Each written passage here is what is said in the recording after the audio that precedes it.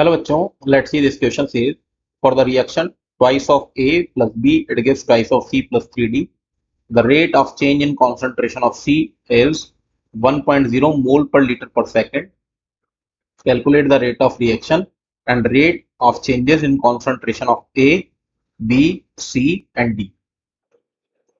So the key concept for this question is rate of reaction. So rate of reaction is change in concentration with respect to time. तो अगर इस reaction के लिए जो हमें दी हुई है which is 2A plus B it gives twice of C plus 3D hypothetical reaction है। अगर इसके लिए रेट लिखा जाए तो rate is equal to minus 1/2 D concentration of A divided by dt is equal to minus D concentration of B divided by dt।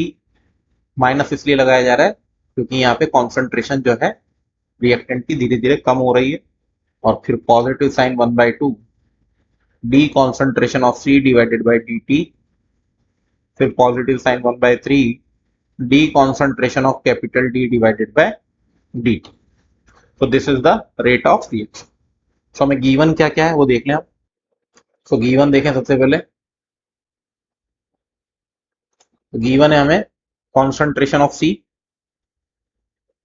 Rate of change in concentration of C, यानी rate दिया हुआ है dC divided by dt दिया हुआ है, ठीक है, which is 0.1 capital M, या आप इसको चाहें तो मोल पर लीटर पर सेकंड लिख सकते हैं। ये आपको अपीरियंस डिसअपीरियंस जिस तरीके से समझते हैं वैसे ही है, तो आप इसको पॉजिटिव साइन लगा दें तो ये आपका हो गया rate of change in concentration. बाकियों का आपसे पूछा हुआ है, तो आइए चेक करते हैं एक एक करके। तो सबसे पहले रेट निकाल लिया जाए। सो रेट ऑफ रिएक्शन, जो सबसे पहला क्वेश्चन है उसे चेक कर लें, विच इज 1/2। अगर यहां से देखें तो positive sign 1/2 concentration of C, D concentration of C divided by dt, values डाल दें 1/2 मल्टीप्लाई 1.0 विच इज 0.5 मोल पर लीटर पर सेकेंड। ये आपका कॉन्सेंट्रेशन आ गया। अब ये बोल रहा है questioner rate of change in concentration of A, B, C, D। आप C का आपको दे दिया है इसने, तो आपसे A, B, D का निकालना है। सिंपली विद रेस्पेक्ट टू हम लोग C निकाल सकते हैं। तो अगर यहाँ से रिलेशन देखें तो minus 1/2 dA divided by dt is equal to positive sign 1/2 dC upon dt, ऐसा लिख सकते हैं। लिखिए minus D concentration of A divided by dt is equal to dC over dt।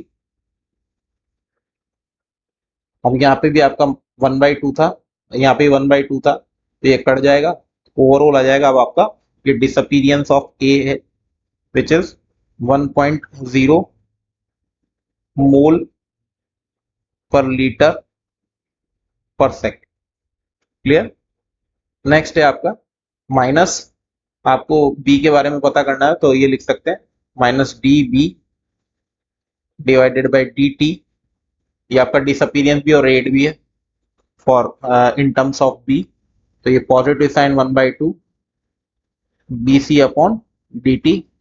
तो आपको इसका वैल्यू पता है DC का, और ये भी वैल्यू आपने निकाला ऊपर से, तो इसका वैल्यू निकला 0.5 मोल पर लीटर पर सेकेंड। ये आपका डिसअपीरियंस है।